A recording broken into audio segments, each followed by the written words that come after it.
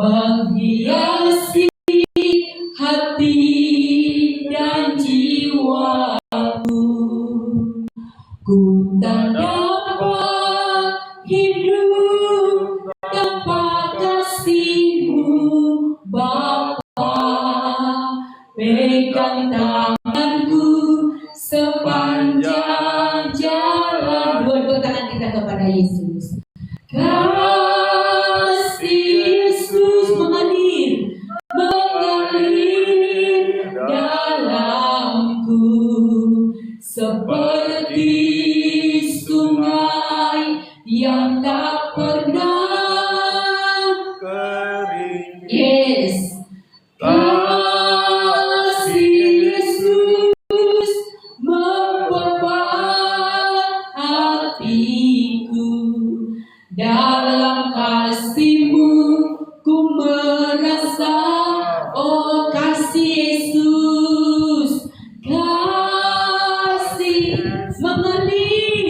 mengalir dalamku seperti sungai yang tak pernah kering.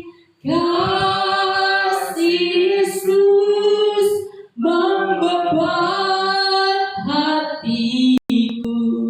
Dalam kasih-Mu ku merasa teduh. Dalam kasih-Mu ku merasa teduh. Dalam kasih-Mu ku merasa teduh. Berikan kemuliaan bagi Bapa. Haleluya. Kami dan hamba-Nya. Haleluya. Terima kasih Bapa. Oh kasih-Mu yang membalut, menyembuhkan, menguatkan, membangkitkan semangat kami. Haleluya Bapa.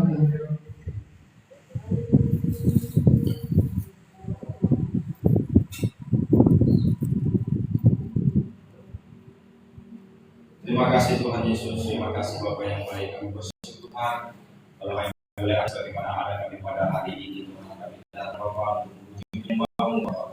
Sebentar Tuhan Yesus, kami mau Bapa mendengar firman-Mu Bapa. Firman-Nya Tuhan, berarti hamba-Mu, berarti kami juga yang mendengar Yesus. Kami bersyukur Bapa di surga Tuhan. Kami berdoa sementara kami yang belum datang. Haleluya Bapa. Berkati Tuhan sudah diberi selamat Bapa. Kalau mereka ada halangan, Waktunya menjadi penghalang tidak bisa datang. Tuhan berkati Bapa. Dalam nama Tuhan Yesus. Kita katakan amin. Haleluya. Shalom, kita bertemu kembali di ibadah kita. Shalom. Haleluya.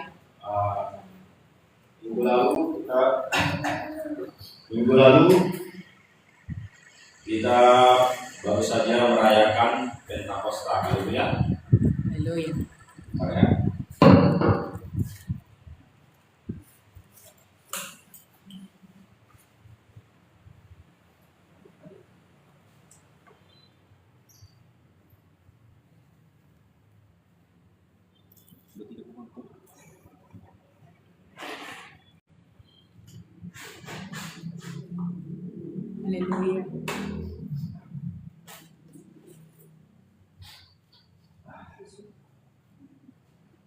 Oke, shalom. Shalom. Kita buka firman Tuhan dari ayo kita buka firman Tuhan yuk.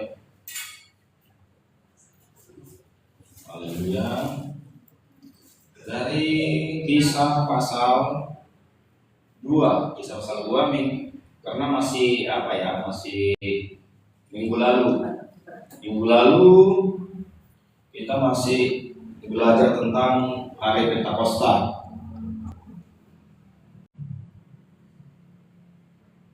Ya, minggu lalu kita masih belajar tentang Pentakosta.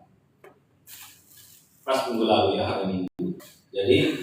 Jadi masih sambungannya minggu lalu masih. Jadi supaya kita paham Pentakosta itu bagaimana, apa di perjanjian baru, ya apa pesannya di perjanjian baru.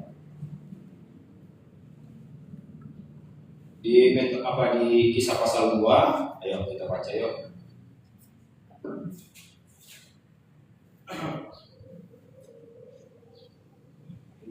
Minggu lalu kita belajar Pentakosta dari sudut pandang orang Yahudi, ya, karena Pentakosta itu sebenarnya perayaan orang Yahudi.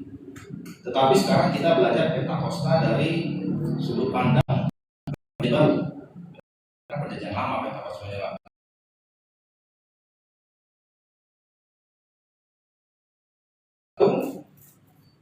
Pentakosta berubah maknanya, ya. Sebenarnya sama sih, tapi ada makna yang lebih. Kalau firman Tuhan katakan dia menggenapi. Firman Tuhan katakan, aku datang bukan untuk meniadakan tapi menggenapi, kata Tuhan Yesus. Jadi kalau di perjanjian lama, hari raya Pentakosta itu hari raya panen, hari raya panen gandum, ya. Amin. Kalau di perjanjian lama, di perjanjian baru, Pentakosta itu menjadi hari raya turunnya Roh Kudus. Amin. Ya. Kalau dikatakan hari raya panen, ya benar juga panen jiwa-jiwa, ya. Karena pada saat turunnya Roh Kudus, ya ada 3.000 orang selamat, ya. Waktu Petrus berkhotbah 3.000 orang selamat, jadi bisa juga dikatakan panen jiwa-jiwa. Amin. Nah, jadi di perjanjian baru sebenarnya Pentakosta itu maknanya menjadi hari raya turunnya Roh Kudus. Kita baca yuk. Kisah Para Rasul ayat pasal 2 ayat 1 kemarin kita baca. Saya baca, kita perhatikan baik ya. Demikian firman Tuhan, ketika tiba hari Pentakosta, ya kan? Ketika tiba hari Pentakosta, ya, bukan ketika turunnya Roh Kudus, bukan. Di hari Pentakosta itu dia turun, ya kan? Ketika tiba hari Pentakosta, semua orang percaya berkumpul di satu tempat. Nah, jadi begini, ketika Pentakosta, hari Pentakosta itu sendiri hari raya orang Yahudi. Tetapi semua orang percaya berkumpul di satu tempat. Artinya apa? Orang percaya, orang Yahudi yang sudah percaya Yesus, itu maksudnya. Makanya dikatakan orang percaya, yaitu orang-orang Yahudi yang sudah percaya Yesus berkumpul di satu tempat. Ya, tempatnya itu dikatakan di loteng atas. Ya, kalau tempatnya sini. Tiba-tiba turunlah dari langit suatu bunyi, ya, seperti tiupan angin keras yang memenuhi seluruh rumah di mana mereka duduk. Nah, ini dia. Jadi ketika turun Roh Kudus, dia berupa tiupan angin dari langit, angin yang keras, gitu kan, seperti angin keras, mungkin seperti apa lah, katakan topan atau apa ya, angin keras ya, mendorong, ya. Tapi nggak merusak bangunan, ya. Beda dengan angin topan, mungkin merusak bangunan, tapi ini tidak. Seperti tiupan angin keras memenuhi seluruh rumah di mana mereka duduk. Apa yang terjadi? Ayat 3, dan tampaklah kepada mereka lidah-lidah seperti nyala api yang berterbangan dan hingga pada mereka masing-masing. Nah, ini dia. Dan tampaklah kepada mereka lidah-lidah seperti nyala api yang bertebaran dan hingga pada mereka masing-masing. Nah, ini. Jadi kepada kalau di sini jumlahnya kalau nggak salah 120 orang ini. Yang 120 orang yang berkumpul di loteng atas ini, ya, mereka bisa melihat, ya. Jadi ini bisa saya katakan penglihatan, ya. Mereka bisa melihat, ya, ada lidah-lidah api, ya. Mungkin kalau ada hamba Tuhan yang nanti ada penuh Roh Kudus, mungkin ada yang bisa melihat juga lidah api, ya.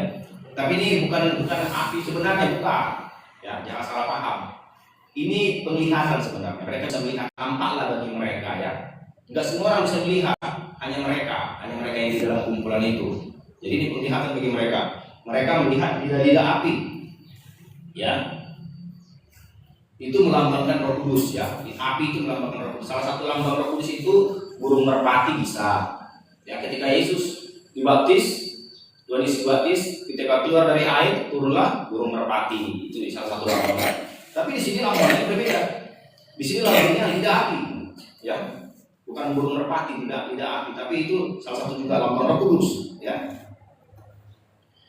Apa yang terjadi? Yang terjadi di ayat 4. Perhatikan ini di ayat 4. Maka penuhlah mereka dengan Roh Kudus. Jadi di sini jelas, ya. Di ayat 4 jelas bahwa yang datang itu, yang tadi berupa angin dan tampak pada mereka seperti lidah api di atas kepala mereka, sebenarnya siapa? Roh Roh Kudus. Kudus. Ya, sebenarnya Roh Kudus kenapa? Karena dikatakan sih, maka penuhlah mereka dengan Roh Kudus, lalu mereka mulai, ini buktinya.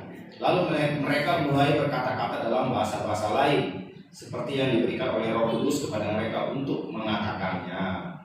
Ya, jadi ayat ini sebenarnya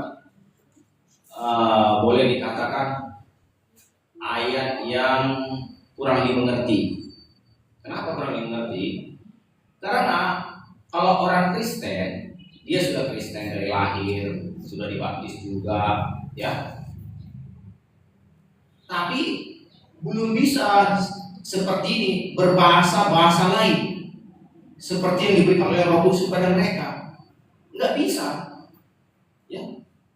Jadi berbahasa-bahasa lain ini itu adalah karunia Roh Kudus. Karunia Roh Kudus. Nggak semua orang bisa. Tapi bukan berarti dia nggak orang Kristen. Kalau kita percaya Yesus Tuhan dan Juru Selamat kita sudah Kristen. Tapi belum tentu bisa berbahasa lain. Jadi untuk bisa berbahasa lain harus datang Roh Kudus, penuh dengan Roh Kudus, ya.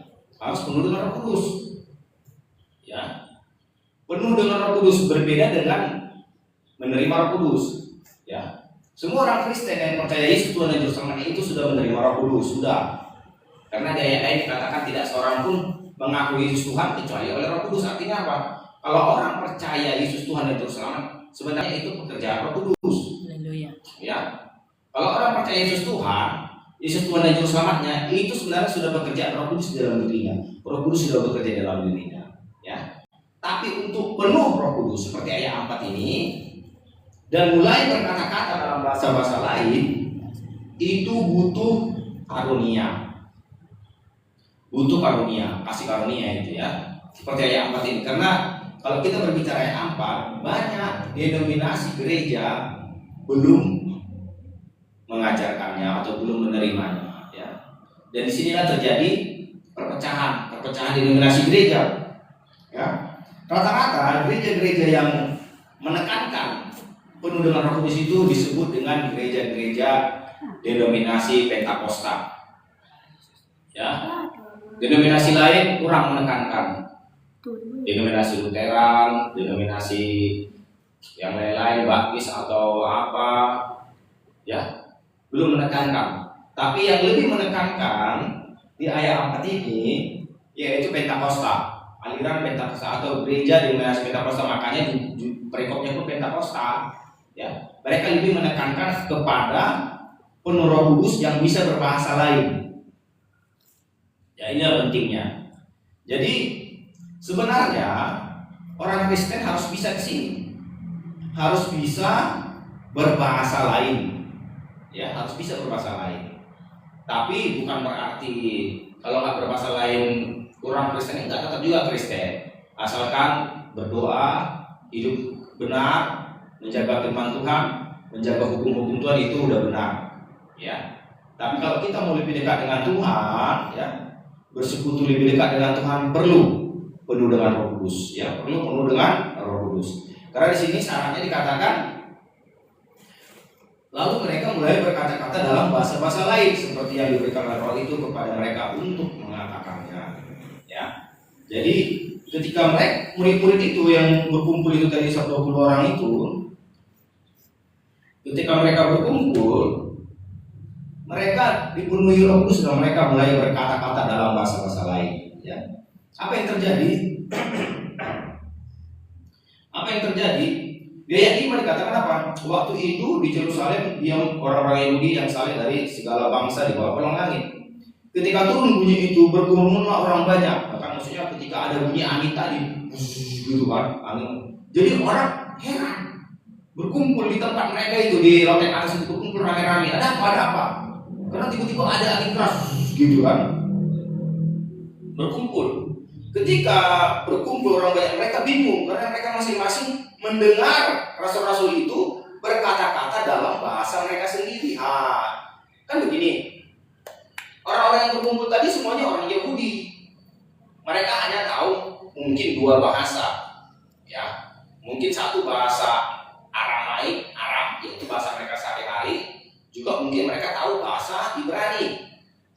nasional mereka, bahasa Ibrani. Jadi setidaknya mereka tahu dua bahasa. Orang murid-murid Tuhan Yesus tadi, rasul-rasul tadi, dan murid-murid 120 orang. Ya, mereka mungkin tahu sekitar 120 bahasa dua bahasa yang 120 orang ini. Tetapi ketika Roh Kudus turun, mereka berkata-kata dalam bahasa-bahasa lain yang seperti diberikan Roh itu kepada mereka. Apa bahasa-bahasa itu? Bahasa-bahasa itu ini.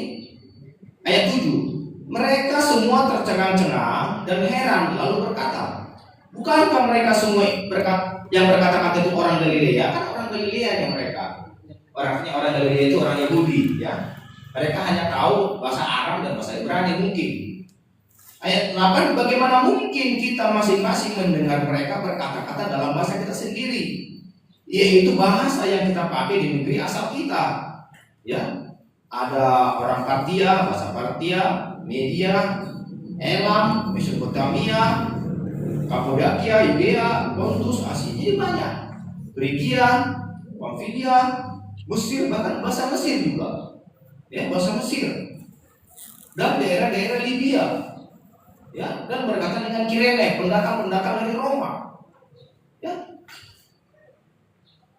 Jadi mereka heran ada berapa banyak bahasa yang diucapkan para murid, baik orang Yahudi maupun penganut agama Yahudi, orang Kreta dan orang Arab, bahkan orang Arab juga, bahasa Arab juga ada. Kita mendengar mereka berkata-kata dalam bahasa kita sendiri tentang perbuatan-perbuatan besar yang dilakukan Tuhan kepada Allah. Ya, jadi kalau orang yang penuh Roh Kudus, mereka mungkin berbahasa-bahasa lain, bahasa bangsa-bangsa, ya seperti inilah yang terjadi. Mereka semua tercengang-cengang dan sangat termenung sambil berkata-kata seorang pada yang lain. Apakah artinya ini?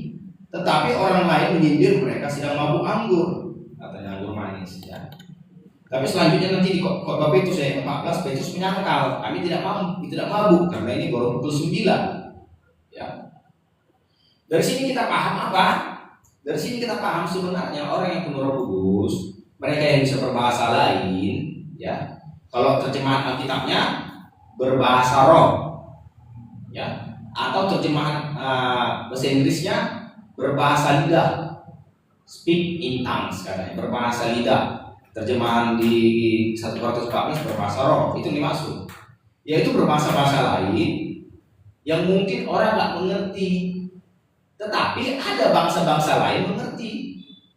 Ketika murid itu tadi berbahasa-bahasa seperti mereka ucapkan, yang kan Roh Kudus memberikan bahasa itu, tetapi ketika mereka mengucapkan bahasa itu, mereka sendiri nggak mengerti kan?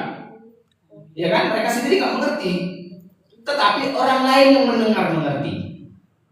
Orang lain yang datang, para pendatang-pendatang yang mengerti. Ya, inilah membuktikan bahwa bahasa roh itu atau bahasa lidah itu tidak dimengerti oleh orang yang mengucapkan, tidak dimengerti. Ya, tidak dimengerti oleh orang yang mengucapkan. Yang mengerti siapa? Yang mengerti orang luar yang mendengar. Ya, orang luar yang mendengar. Jadi inilah sebenarnya apa yang terjadi di hari Pentakosta. Inilah sebenarnya apa yang terjadi di hari Pentakosta. Apa yang terjadi di hari Pentakosta ini, ya, harus kita pahami begini. Ada orang mengatakan itu kan terjadi zaman dahulu, nggak mungkin lagi terjadi zaman sekarang. Ini dia yang salah. Ya, ini yang salah. Jangan beranggapan apa yang terjadi pada para rasul ini hanya terjadi pada zaman dahulu, tidak bisa terjadi zaman sekarang. Ini yang salah. Ya. Apa yang terjadi pada zaman dahulu bisa juga terjadi pada zaman sekarang. Kenapa demikian? Karena firman Tuhan berkata, Tuhan Yesus tidak pernah berubah. Dahulu, sekarang, sampai selama Tuhan Yesus tidak pernah berubah. Kalau Yesus dulu mencurahkan Roh Kudus, orang lain bisa berbahasa-bahasa lain, Yesus juga bisa mencurahkan Roh Kudus sekarang, bisa berbahasa-bahasa lain. Amin. Kalau Yesus dulu bisa menyembuhkan orang sakit, Yesus juga bisa menyembuhkan orang sakit sekarang dengan cara anak-anaknya mendoakan. Amin. Bisa, ya. Jadi apa yang terjadi di hari Pentakosta dulu, yang baru kita peringati minggu kemarin, hari Pentakosta, ya, bisa terjadi juga sekarang. Haleluya. Ya, bisa juga terjadi sekarang. Barang siapa yang rindu dipenuhi Roh Kudus, minta sama Tuhan, Roh Kudus nanti turun. Ketika Roh Kudus turun, dia mulai berbahasa-bahasa lain, ya. Tapi bahasa tidak dimengerti, tidak dimengertinya bahasanya. Orang lain mengerti. Tapi yang penting apa? Bahasa-bahasa itu bercerita tentang perbuatan-perbuatan besar yang dilakukan Tuhan. Itu yang penting. Amin. Ya. Jadi kalau kita berbahasa roh, bahasa roh kita itu tidak ada yang jelek. Kalau ada orang luar yang mengerti, ya, kalau ada bangsa-bangsa yang itu, bahasa kita itu hanya berupa puji-pujian kepada Tuhan. Kan dikatakan di sini di ayat 11. Ya. Kita mendengar mereka berkata-kata dalam bahasa kita sendiri tentang perbuatan-perbuatan besar yang dilakukan Tuhan. Amin. Perbuatan-perbuatan besar apa yang Tuhan, yaitu ya puji-pujian lah. Apa yang terpuji. Jadi sebenarnya kalau kita berbahasa roh itu menceritakan keajaiban-keajaiban Tuhan, menceritakan kebaikan-kebaikan Tuhan, menceritakan puji-pujian kepada Tuhan. Yang baik-baik dalam yang kita ucapkan. Memuliakan Tuhan. Memuliakan Tuhan sebenarnya. Ya, jangan ada orang pernah saya dengar begini. Dia mengejek. Apa yang dibilangin itu? Kan nggak ngerti kan artinya. Entah pun yang kalian bilangin itu artinya nggak bagus katanya. Entah pun yang kalian bilang itu kata-kata hujat katanya. Dia mengejek. Dia nggak mengerti. Kalau orang berbahasa baru sebenarnya itu memuji-muji Tuhan. Ya, itu sebenarnya memuji-muji Tuhan. Menurut ayat 11 ini, mereka menceritakan perbuatan-perbuatan besar yang dilakukan Tuhan. Ya, walaupun kita nggak mengerti artinya, tapi kita percaya yang kita ucapkan itu memuji Tuhan. Ya, itu artinya kalau kita berbahasa baru, berbahasa roh atau berbahasa lidah. Ya. Jadi bagi yang belum dirindukan, minta sama Tuhan, Roh Kudus, aku rindu penuh dengan Roh Kudus. Ya, Tuhan Yesus dahulu sekarang sama. Kalau di zaman Rasul Tuhan Yesus karuniakan Roh Kudus, sekarang juga Tuhan karuniakan Roh Kudus bagi siapa yang meminta, bagi siapa yang rindu. Ya, nanti ketika penuh Roh Kudus, ya mereka berbicara dalam bahasa-bahasa lain, ya bahasa-bahasa untuk memuji-muji Tuhan. Ya, ini yang pertama. Ini yang pertama yang perlu kita pahami. Apa itu Pentakosta di Perjanjian Baru? Ya, kalau gereja Pentakosta mereka menunggu selama 10 hari. Ya. Dari Yesus naik, mereka tunggu selama 10 hari, mereka disitu berdoa setiap malam. Siapa yang penuh Roh Kudus, ya, mereka akan berbahasa lain, ya. Dan inilah yang dikatakan Tuhan Yesus sebagai salah satu tanda-tanda orang percaya. Ya, kita buka Markus 16 ya. Salah satu tanda orang percaya berbahasa lain. Ayo kita buka di Markus 16, apa dikatakan di sana? Ayat. Jadi di sana dikatakan Markus 16 ayat 16 ayat 17. Markus 16 ayat 17. Markus 16 ayat 17. Ya. Jadi kalau berbahasa-bahasa lain itu sebenarnya itu tanda orang percaya. Saya baca perhatikan baik ya. Markus 16 ayat 17. Tanda-tanda ini akan menyertai orang-orang percaya. Orang-orang apa? Percaya. Orang percaya itu adalah orang yang percaya Yesus sebagai Tuhan dan Juru Selamatnya. Sama seperti kisah tadi. Maka orang-orang percaya berkumpul di suatu tempat katanya. Jadi kalau berkata orang percaya itu adalah orang Kristen. Ya. Kalau dikatakan kita orang percaya itu orang Kristen. Orang percaya artinya percaya Yesus sebagai Tuhan dan Juru Selamat. Ya. Apa tandanya? Pertama mereka apa? Mereka akan mengusir setan-setan demi Namaku. Itu yang pertama. Orang-orang percaya, orang-orang Kristen akan berani mengusir setan dalam nama Yesus, dalam namaku.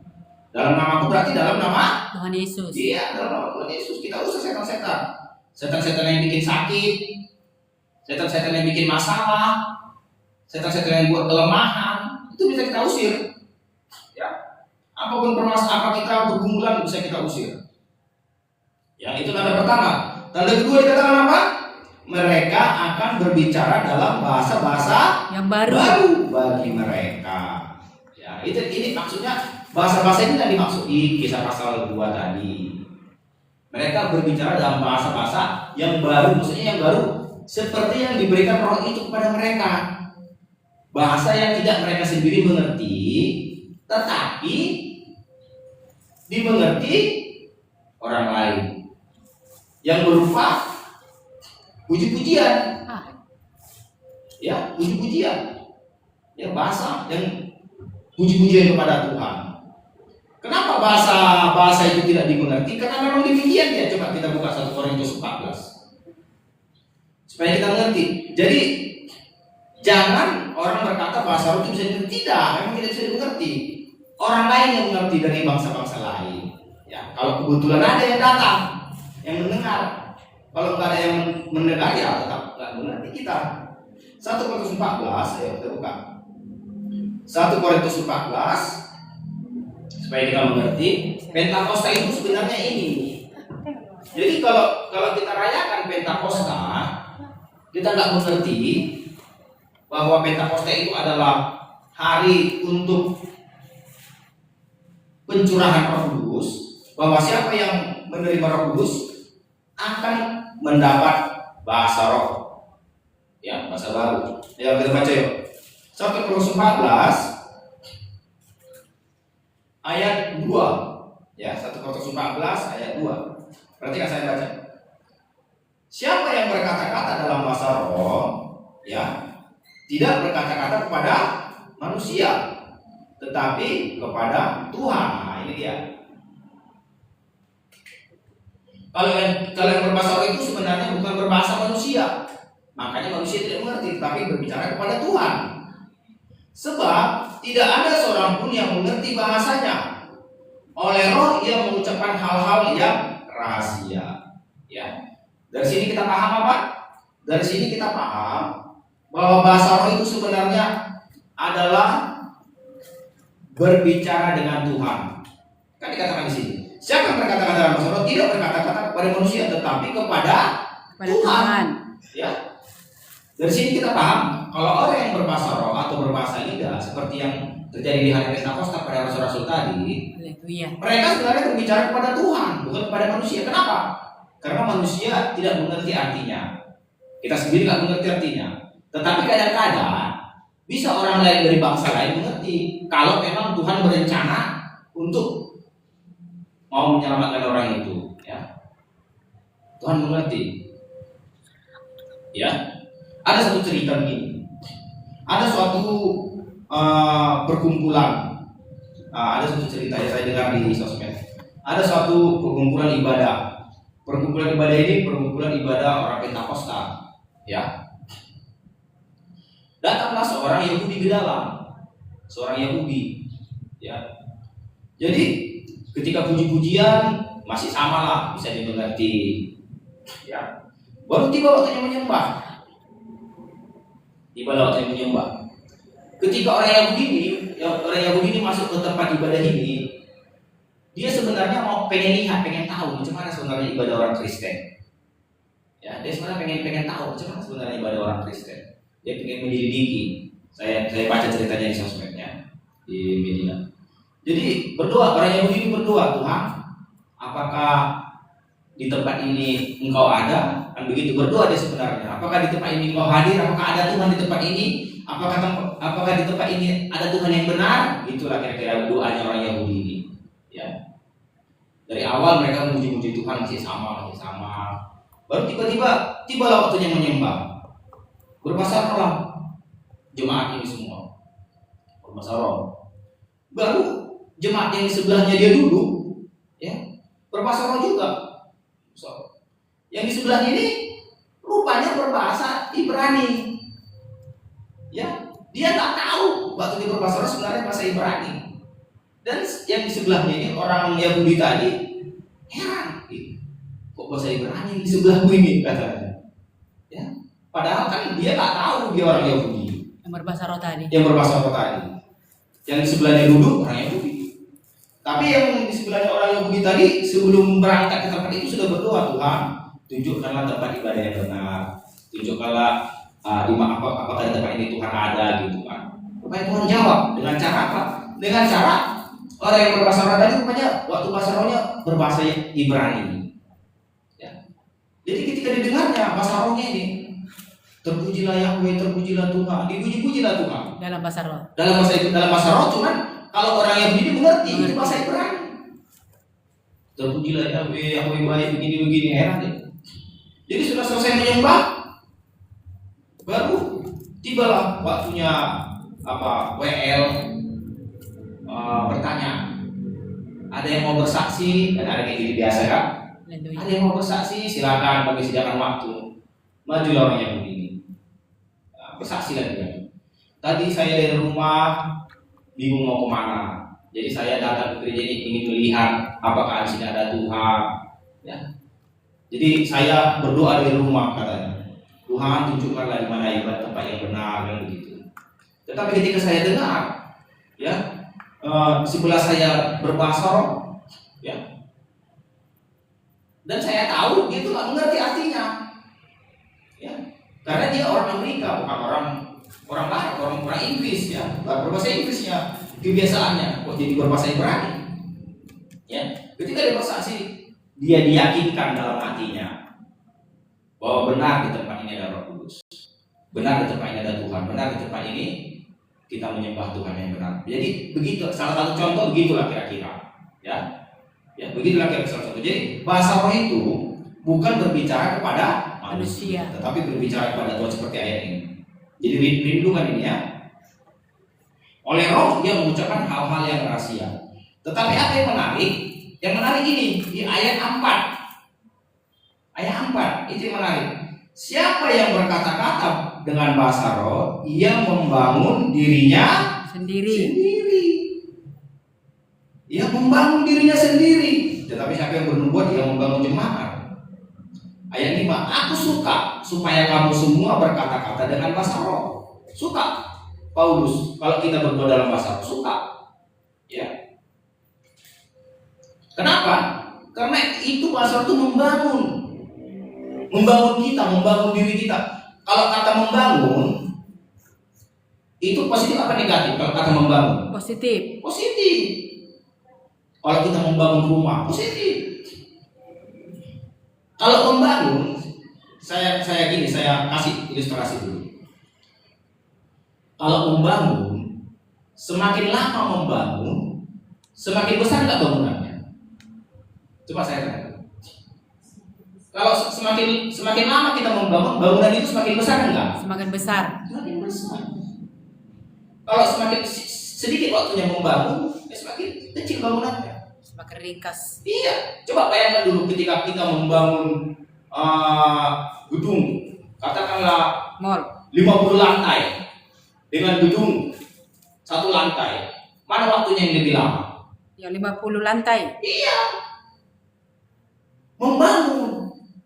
Jadi demikian juga, kalau kau mau bangunan dirimu besar, kuat, kokoh, sediakan waktu lebih lama berbahasa roh. Ya.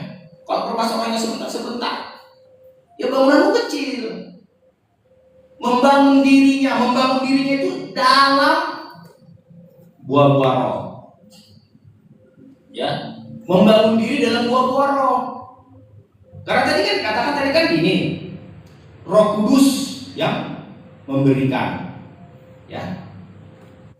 Tujuan Roh Kudus memberikan apa? Supaya kita berbuah roh, supaya ada buah yang Roh Kudus. Macam mana Roh Kudus itu berbuah? Dengan dibangun. Dikatakan di sini membangun. Siapa berkata-kata besar? Ia membangun dirinya, membangun. Ya, semakin banyak kita membangun, semakin banyak buah roh kita. Ya. Semakin sedikit kita membangunnya, semakin sedikit. Wow. Jadi untuk menentukan buah roh yang kau hasilkan, bangunlah dirimu dengan bahasa roh. Ya. Makanya dikatakan kata Paulus, aku suka kamu berbahasa roh, suka.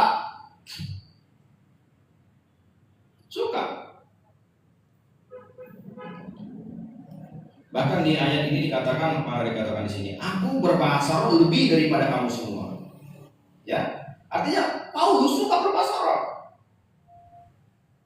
Ya.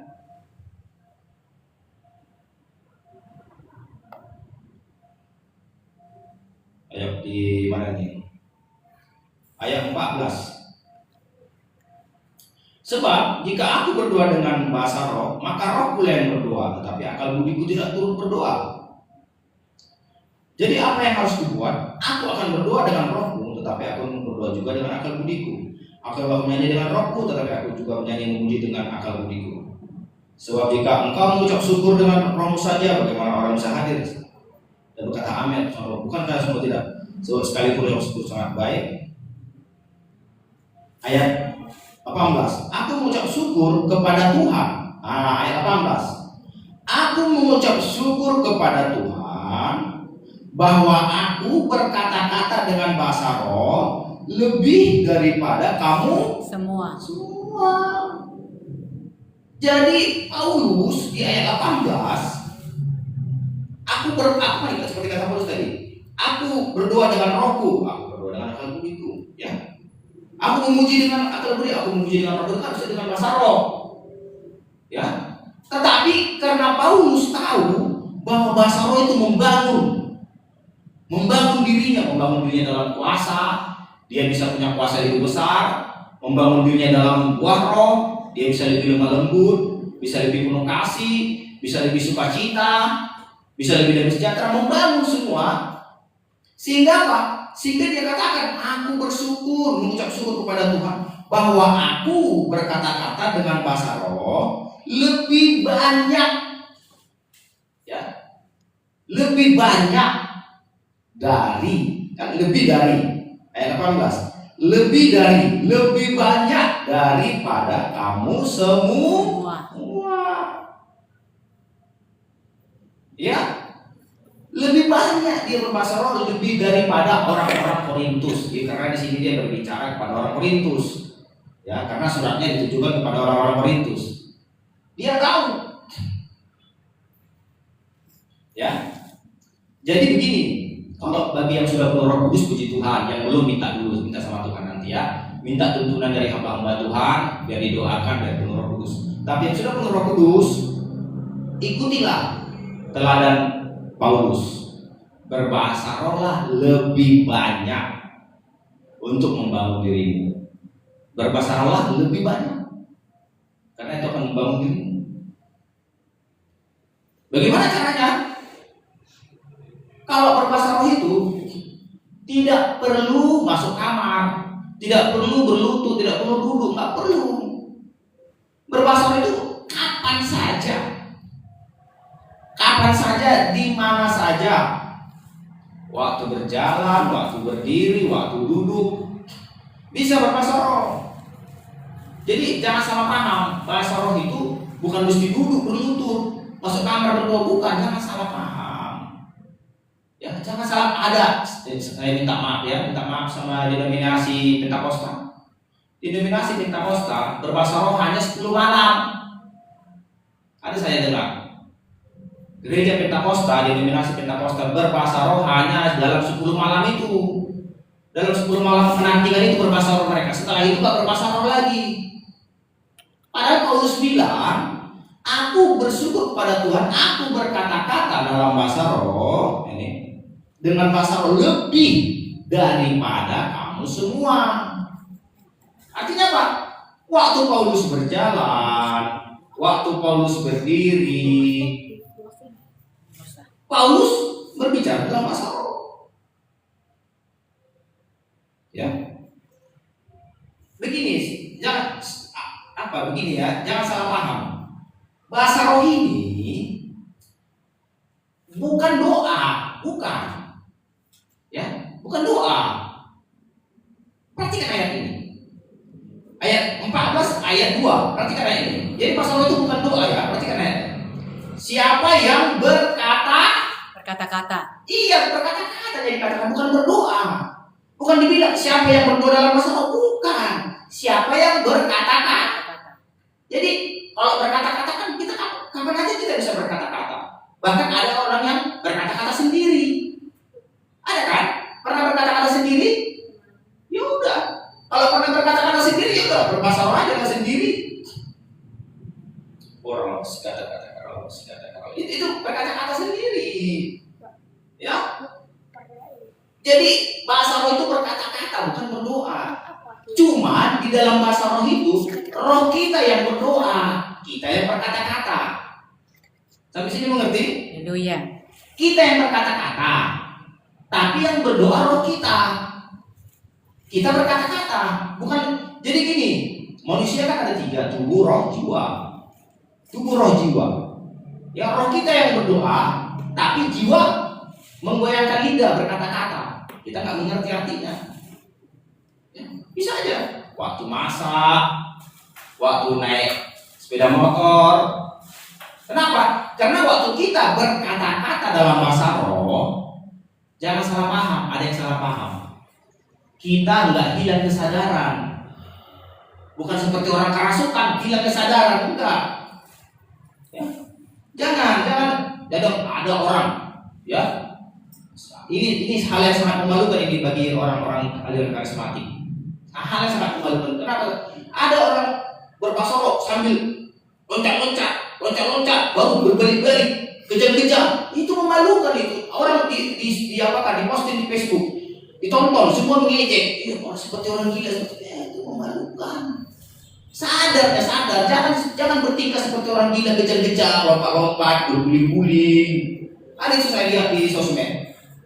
Katanya penuh Roh Kudus tapi berguling-guling dia, berputar-putar, lompat-lompat, sampai pakaiannya pun nggak diperhatikan, terbuka. Ya, seolah-olah mereka anggap itu kerasukan.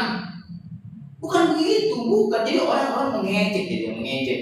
Mana gereja orang ini? Masa sampai begitu lompat-lompat? Ya, lompat-lompat berputar-putar sampai ada yang pakaiannya kelihatan. Ya, itu nggak begitu, nggak sadar kita. Makanya dibilang dalam kitab harus tertib dan sopan. Banyak yang salah paham ajaran-ajaran Roh Kudus ini ya. Banyak yang salah paham. Kesadaran kita nggak hilang. Ya, makanya dikatakan tertib dan teratur, tertib dan sopan. Ya, jangan didoakan untuk taat kejam-kejam terus berputar-putar, bukan begitu, enggak. Ya, kalau ada begitu mungkin pengajarannya belum jelas, ya, belum jelas.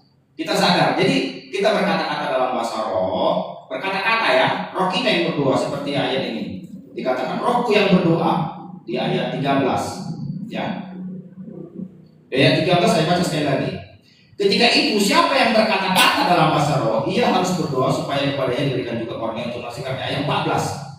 Sebab jika aku berdoa dengan bahasa roh, maka rohkulah yang berdoa, tetapi akal budiku tidak turut berdoa. Akal budinya sadar, tapi rohnya yang berdoa. Ya, jadi biasakanlah berkata-kata dalam bahasa roh. Ya, rohmu yang berdoa, kamu berkata-kata. Jadi waktu kita di dalam angkutan, di dalam bus, nggak perlu suaranya besar-besar. Nggak ada di sini dikatakan berbahasa roh suaranya harus besar-besar. Kalau ada di sini dikatakan bahasa roh suaranya harus besar-besar, coba tunjukkan ayatnya. Coba tunjukkan ayat di sini berbahasa roh suaranya harus besar-besar. Nggak ada. Pelan aja roh. Seperti berbisik pun boleh. Haleluya. Nggak ada ayatnya. Saya sudah baca ini. Nggak ada ayatnya harus besar-besar, harus teriak-teriak. Nggak ada. Itu hanya reaksi spontan. Mungkin saking semangatnya ya kan, atau dia semangat mau meraih kuasa Tuhan, ya itu bisa. Tapi kalau memang diperlukan itu. Tapi kalau nggak diperlukan untuk itu ya nggak perlu. Yang penting berkata-kata. Ya, yang penting berkata-kata dalam bahasa roh.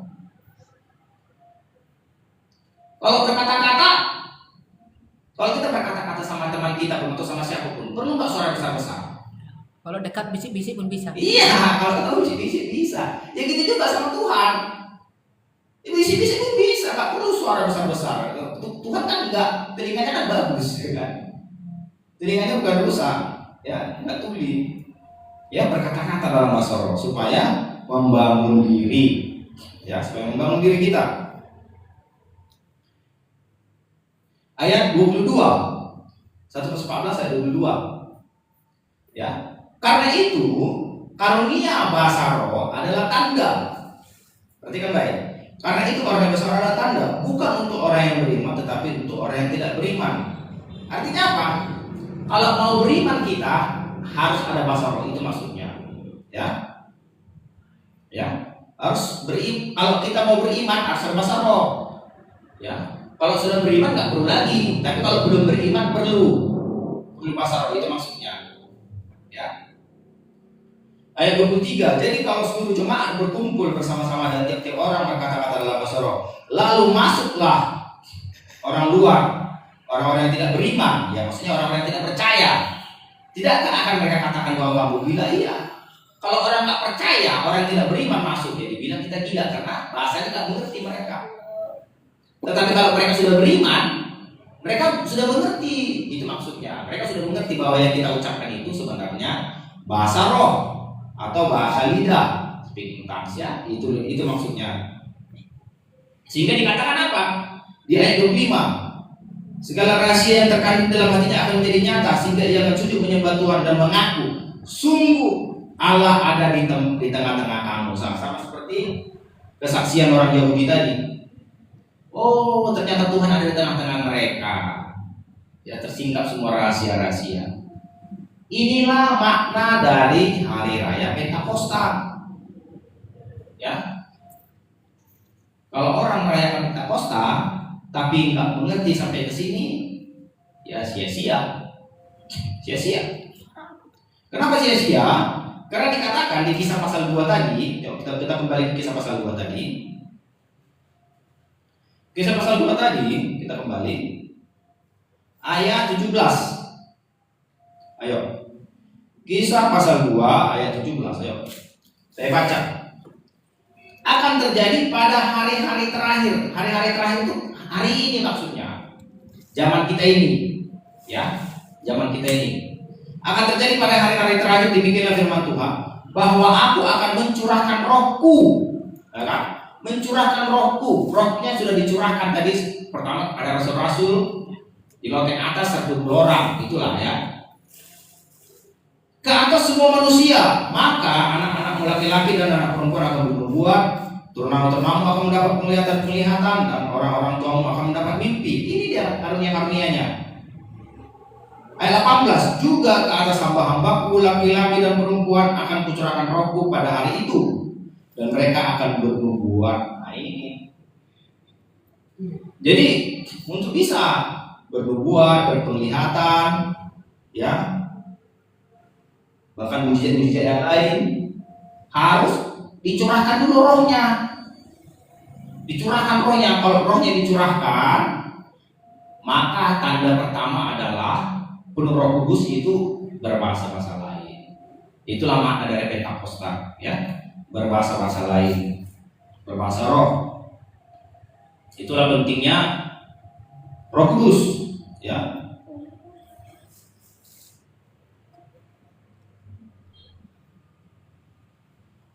Apa yang terpenting lagi Roh Kudus dicurahkan dalam hati kita? Apa? Roh Kudus yang kita terima selain mendapat bahasa roh, selain mendapat bahasa roh, fungsi Roh Kudus yang terutama, yang penting, yaitu mengajar kita. Coba kita buka ayatnya di setelah dipenuhi Roh Kudus, ya. Roh Kudus, fungsi yang penting dari Roh Kudus juga adalah mengajar. Lukas 12 ayat 12, yuk kita buka. Lukas 12 yang pertama tadi kita mendapat kuasa untuk mengusir setan, itu udah ya tadi kan, mengusir setan demi nama Aku, melakukan mujizat, bernubuat, berpenglihatan, ya, ada kuasa untuk melakukan mujizat, itu yang pertama. Kalau kita sudah berbahasa roh, penuh Roh Kudus. Tetapi yang kedua, salah satu fungsi yang penting dari Roh Kudus ini adalah mengajar kita. Lukas 12 ayat 12. Lukas 12 ayat 12 sampai dikatakan, saya baca di sini. Ayo, saya baca sebentar ya. Lukas 12 ayat 12. Apabila di ayat sebentar, dari ayat 11. Dari ayat 11 ya. Apabila orang menghadapkan kamu kepada majelis-majelis atau kepada pemerintah-pemerintah dan penguasa-penguasa, janganlah kamu khawatir bagaimana dan apa yang harus kamu katakan untuk membela dirimu. Nah, apa artinya ini? Artinya nanti anak-anak Tuhan mungkin diperhadapkan dengan orang-orang yang mempertanyakan keimanan kita. Ya, nanti kita dihadapkan. Apabila orang-orang menghadapkan kamu kepada majelis-majelis atau kepada pemerintah, atau kepada para penguasa-penguasa. Artinya mungkin kita akan berjumpa dengan orang-orang yang mempertanyakan iman kita. Ya. Tapi kalau kita ada Roh Kudus sudah tercurah pada kita, dikatakan Tuhan apa? Jangan kamu khawatir bagaimana dan apa yang harus kamu katakan untuk membela dirimu. Ayat 12, sebab pada saat itu juga Roh Kudus akan mengajar kamu apa yang harus kamu katakan.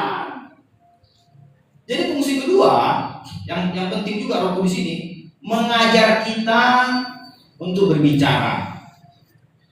Kita akan tahu berbicara kepada orang-orang, menjelaskan iman kita. Haleluya. Ya, Roh Kudus akan mengajar nanti.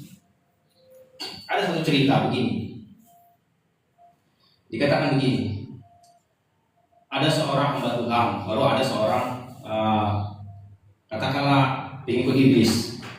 Ya, bertanya sama Tuhan ini. Apa yang kau dapat dari Tuhanmu ini? Apa dapatmu dari Tuhanmu ini? Ya, masih tetapnya kau miskin kau, masih tetapnya kau miskin, masih tetapnya kau ada penyakit, masih tetapnya belum berubah ekonomimu, masih tetapnya begini, masih tetapnya begini. Belum ada perubahan yang nyata kulihat, kata iblis, anak iblis ini, karena setan ini kepada anak Tuhan. Jadi kalau anak Tuhan ini lemah, nggak tahu berkata-kata menjawab dengan Roh Kudus tidak memberikan hikmat pada dia menjawab dengan benar. Mungkin dia berpikir begini, betul juga ya, aku udah ikut Tuhan, kok gini-gini aja hidupku, belum ada berubah, apalagi itu pindahlah lagi aku ke agamaku yang lama. Ya, saya baru-baru ini dengar ada berita, ada orang-orang yang kembali ke agama lamanya, sudah terima Yesus, tapi gara-gara mungkin dia merasa di Yesus ini nggak ada perubahan apa-apa, ya kembali lagi dia ke agama lamanya. Kenapa? Karena ada Roh Kudus, nggak tahu dia menjawab. Ya, jadi kalau ada Roh Kudus kita tahu menjawab. Apa jawaban hamba Tuhan ini? Apa dikatakannya? Dikatakannya begini. Walaupun dunia menawarkan, ya, kesuksesan, menawarkan kemegahan, menawarkan apa yang baik-baik, apa yang enak-enak, seperti Yesus ya, ditawarkan di puncak bukit itu, sujudlah menyembahku, aku akan memberikan seluruh dunia ini, katanya, ditawarkan semua. Tapi kalau Roh Kudus nggak berbicara mengajar kita menjawab, nanti kita bisa tergoda. Tetapi apa jawab anak Tuhan ini? Karena Roh Kudus mengajar, dikatakannya demikian. Memang benar, iblis bisa memberikan itu semua. Iblis bisa memberikan kesuksesan, iblis bisa memberikan ketenaran, kehormatan, kekayaan, semua bisa diberikan iblis, semua bisa benar. Bahkan kesehatan, semua panjang umur bisa, iblis juga bisa memberikan itu. Tetapi apa nggak bisa diberikan iblis? Damai sejahtera. Benar sekali. Damai sejahtera. Iblis tidak bisa memberikan damai sejahtera. Damai sejahtera karena apa? Damai sejahtera gara-gara dosa kita sudah diampuni. Ya. Damai sejahtera karena dosa kita sudah diampuni. Kita sudah dilepaskan dari maut. Ya. Jadi Roh Kudus mengajar apa yang bisa, apa cara kita menjawab nanti. Haleluya. Ya. Roh Kudus, kalau nggak kita tergoda. Tapi kalau kita katakan memang bisa memberikan itu semua, tapi kau tidak bisa memberikan damai sejahtera bahwa dosaku telah diampuni. Ya. Memang nggak bisa lah. Gimana bisa iblis memberikan pengampunan dosa? Hanya darah Yesus yang bisa, yang memberikan pengampunan. Jadi kita damai sejahtera kenapa? Dosa kita telah diampuni. Kita sudah menjadi warga surga. Amin. Itu yang pertama, mengajar kita menjawab sehingga iman kita kuat, enggak gugur. Yohanes 14:26. Yohanes 14:26. Mengajar kita, yang kedua mengajar kita untuk apa? Yohanes 14:26. Ayo. Yohanes 14 ayat 26. Ayo, udah dapat? Tetapi Yohanes 14:26, tetapi penghibur, ya penghibur Roh Kudus juga fungsinya menghibur kita kalau kita lagi susah hati, ya menghibur. Tetapi menghibur yaitu Roh Kudus yang akan diutus oleh Bapa dalam nama aku, kan diutus nanti. Itulah yang terjadi di hari Pentakosta, diutus. Di situ dia sudah datang. Akan diutus oleh Bapakku dalam nama aku, dalam nama Yesus. Artinya hanya orang yang percaya Yesus yang bisa menerima. Dikatakan apa? Dialah yang akan mengajarkan segala sesuatu kepada kamu dan akan mengingatkan kamu akan semua yang telah kukatakan kepadamu. Artinya apa? Mengajarkan kita kepada kebenaran. Haleluya. Ya. Mengajarkan kita kepada kebenaran. Ya. Mengajarkan segala sesuatu kepada kamu, mengingatkan semua yang diajarkan Tuhan Yesus. Diingatkan, mengajar kita untuk hidup benar. Ya, coba dibaca di ayat ini, di ayat 16, Yohanes 14 ayat 16. Yohanes 14 ayat 16. Aku akan minta kepada Bapa dan Dia akan memberikan kepada kamu seorang penolong. Nah, Dia juga penolong, tadi penghibur, ya, supaya Ia menyertai kamu selama-lamanya. Ayat 17, yaitu Roh apa? Roh kebenaran. Jadi mengajar kita hidup benar. Dunia tidak dapat menerima dia sebab dunia tidak melihat dia dan tidak mengenal dia. Tetapi kamu mengenal dia sebab dia menyertai kamu dan akan diam di dalam kamu. Dia di dalam kita, Roh Kudus tadi. Dia akan mengajar kita dalam kebenaran. Dialah Roh kebenaran. Firman-Mu adalah kebenaran. Kan itu. Firman-Mu adalah kebenaran. Jadi Roh Kudus yang mengajar kita dalam kebenaran. Roh Kudus dalam hati kita mengajar kita mana yang baik, mana yang tidak baik. Ya. Jadi begini, perhatikan baik. Roh Kudus sudah tinggal di hati kita, mengajar kita, mengingatkan kita apa yang baik, apa yang tidak baik. Tetapi pada suatu ketika sudah diingatkan kita, nah anakku tidak baik kalau kau kerjakan demikian. Tapi tetap kita kerjakan. Roh Kudus sedih enggak? Sedih enggak dia? Sedih. Sedih. Sudah dikatakan Roh Kudus, tadi kan dikatakan Roh Kudus akan mengingatkan kamu akan semua yang kuajarkan. Sudah diingatkan Tuhan kita, anakku, kalau kau kerjakan ini enggak baik. Tapi tetap kita lawan. Ada seorang pernah saya dengar begini, dia pintar firman Tuhan, tapi masih merokok. Pintar kok, gak pintar teman-teman, masih merokok. Saya rasa Roh Kudus sudah mengingatkan itu, jangan merokok. Roh Kudus mengingatkan jangan merokok.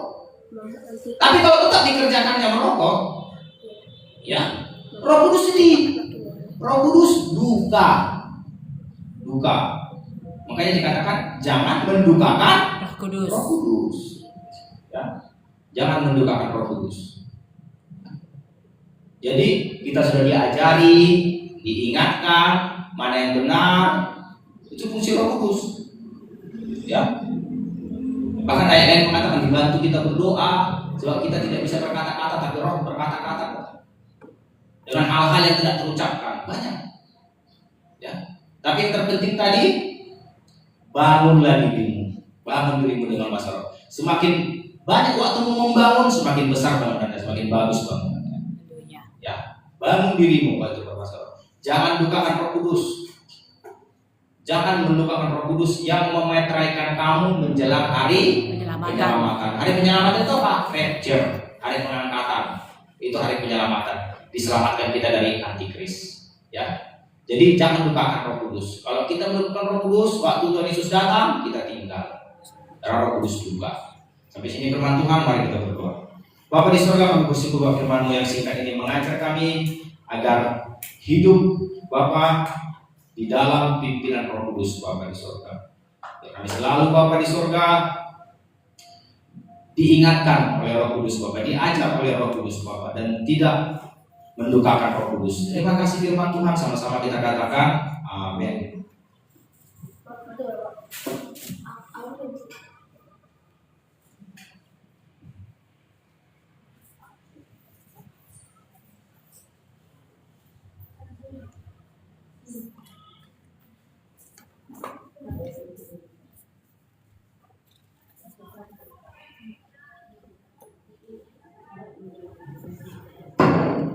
Haleluya, shalom untuk kita semua. Shalom. Haleluya, tadi kita belajar bagaimana Roh Kudus bekerja. Roh Kudus diterima orang-orang percaya kepada Tuhan Yesus. Haleluya. Tadi ada beberapa orang yang kita kenal masuk ke dalam kita ya. Berdoaku, pesanku, dan satu itu adik kita Elisabeth, mama istri itu sedang ada di situ ya. Jadi kita sudah terima Roh Kudus. Cuma satu hal yang mau saya ingatkan kepada kita semua dan sekaligus mengingatkan saya sendiri. Firman Tuhan ada berkata, kamu mulai dari kau awali dengan roh, maukah engkau mengakhirinya di dalam daging? Haleluya. Amin. Amin. Haleluya. Kerinduan setiap orang percaya menerima Roh Kudus, dan kita puji Tuhan atas kasih karunia Tuhan Yesus, diberikannya Roh Kudus kepada orang yang meminta. Tetapi setelah kita menerima Roh Kudus dan Roh Kudus itu berdiam di dalam kita, amin. Ada banyak fungsi, ada banyak kegunaan daripada Roh Kudus itu.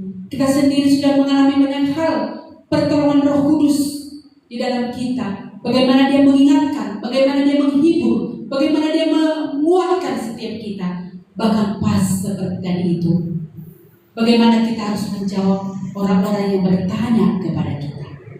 Haleluya. Bagaimana? Suatu saat saya pernah seperti itu. Apalah nanti yang kubilang ya? Kalau siang nanti bertemu dengan saya, apalah yang kubilang?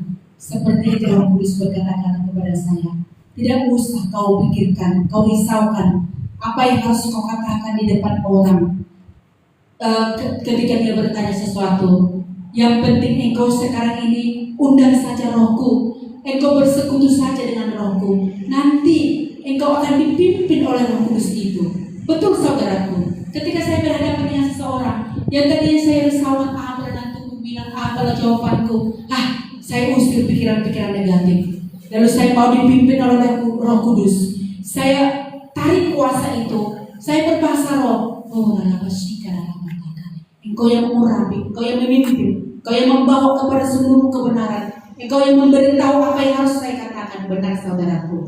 Lalu saya atas kasih karunia Tuhan, ketika saya mengundang Roh Kudus itu sendiri yang mengajari, yang tidak pernah kupikirkan atau hal-hal yang sudah kulupakan. Nah, ketika berhadapan dengan seseorang, Roh Kudus itu mengingatkan, menuntun, mengajari, membuat perkataan-perkataan apa yang harus kita katakan. Haleluya. Sedemikiannya Roh Kudus bekerja saudaraku. Dan sekali lagi ya, untuk kita semua, jika engkau awali dengan roh, maukah engkau mengakhirinya di dalam daging? Kita tahu kedatangan Tuhan Yesus bukan perkara-perkara daging, bukan perkara-perkara kesulitan-kesulitan kita yang mau kita pertanggungjawabkan kepada Dia. Tidak. Haleluya. Kedatangan Tuhan Yesus hal-hal rohani. Dari semalam saya seperti begini saudaraku, capeklah saya, habislah waktuku. Lalu saya berkata, adakah hal-hal kekekalan yang kukerjakan satu hari ini Tuhan? Haleluya. Adakah hal-hal kekekalan yang saya perbuat satu hari ini Tuhan? Saya katakan di dalam diriku. Haleluya.